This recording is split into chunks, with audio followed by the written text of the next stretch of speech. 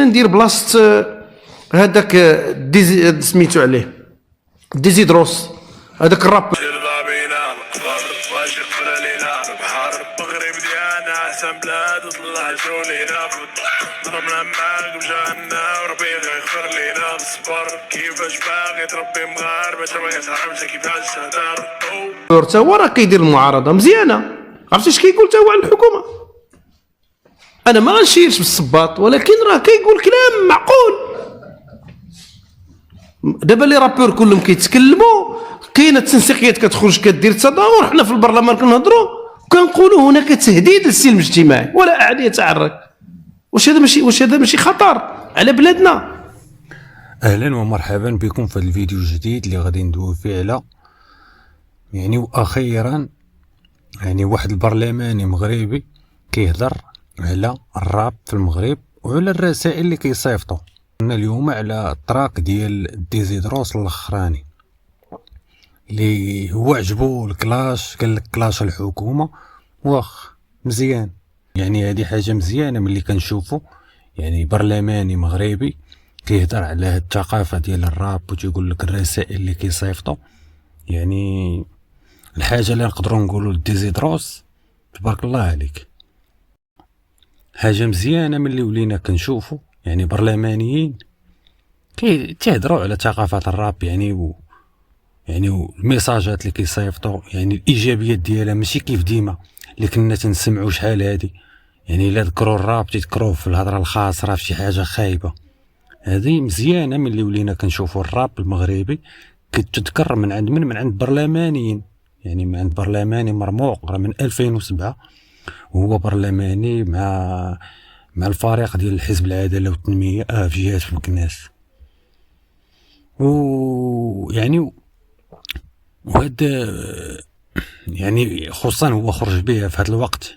هو هذا البرلماني هذا خرج بهذا التصريح في هذا الوقت اللي كاع المغاربه دابا تيغوتوا تيقولوا على الغلاء ديال المعيشه، تيغوتوا على الخدمه ما كايناش وارتفاع ديال الاسعار ديال المواد الغذائيه. مزيان، نقدر نقول لك مزيان، اختاريتي وقت مزيان تبارك الله عليك. ونخليكم مع الفيديو كامل،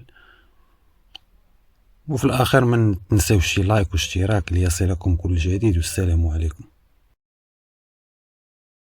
انا ندير بلاصه هذاك سميتو عليه ديزيدروس هذاك الرابور، تا هو راه كيدير المعارضه مزيانه، عرفتي اش كيقول تا هو على الحكومه؟ انا ما غنشيرش بالصباط، تا هو راه كيدير المعارضه مزيانه، عرفتي اش كيقول تا هو على الحكومه؟ انا ما غنشيرش بالصباط ولكن راه كيقول كلام معقول. دابا لي رابور كلهم كيتكلموا، كاينه تنسيقيات كتخرج كدير تظاهر، حنا في البرلمان كنهضروا كنقولوا هناك تهديد للسلم الاجتماعي ولا احد يتحرك. واش هذا ماشي خطر على بلادنا؟ اش كننتظروا؟ خصنا نتجاوب معنا. انا اش غنقول لك، انا عجبني الخرجه الاخيره ديالو اللي في الانتقاد ديالو ديال الحكومه، ماشي حيت كينتقد الحكومه، حيت هذاك الشيء اللي كيقول صحيح، هذاك الشيء اللي كيقول حقيقي، هذاك الشيء اللي كيقول من نابع من العمق ديال الشعب، من العمق ديال المستضعفين، من العمق ديال الفقراء، من العمق ديال المهمشين. فاذا طبيعي انا ما يمكن لي الا نقول له هذاك الشيء اللي كتقول راه مزيان في هذا المجال. طبعا مجالات اخرى يمكن يبقى اختلاف. الاسباب انا ذكرتها، اسباب ماشي الحرب الأوكرانية، ماشي المحروقات، يمكن تكون أسباب خارجية كاينة، ولكن كاين أسباب داخلية. هذا نتاج ديال مخطط المغرب الأخضر. كنا كنهضروا على الأمن الغذائي، كنا كنهضروا على السيادة، ما كايناش. ها هو كنا كنشجعوا من خلال المغرب المخطط الأخضر للتصدير، احنا كنصدروا ايوا، ولكن اليوم احنا كنعيشوا مشاكل حقيقية في ارتفاع ديال الأسعار ديال المواد الغذائية والمواد والخضر والفواكه، وهذا مشكل حقيقي. اليوم اذا ربطنا سيدي كيقول لك هو مرتبط بالمحروقات. مرحبا، هاد المحروقات اللي مرتبط بها احنا درنا اجراءات وقدمنا تعديلات. اليوم هاد المحروقات مجلس المنافسه قال كيربحوا ارباح خياليه كما قلنا احنا في التقرير ديالنا السابق. قال بان خص تكون ضريبه استثنائيه، ما بغاوش. قال خصها تكون عندها التضريب ديال 40% الضريبه على الشركات، ما بغاوش.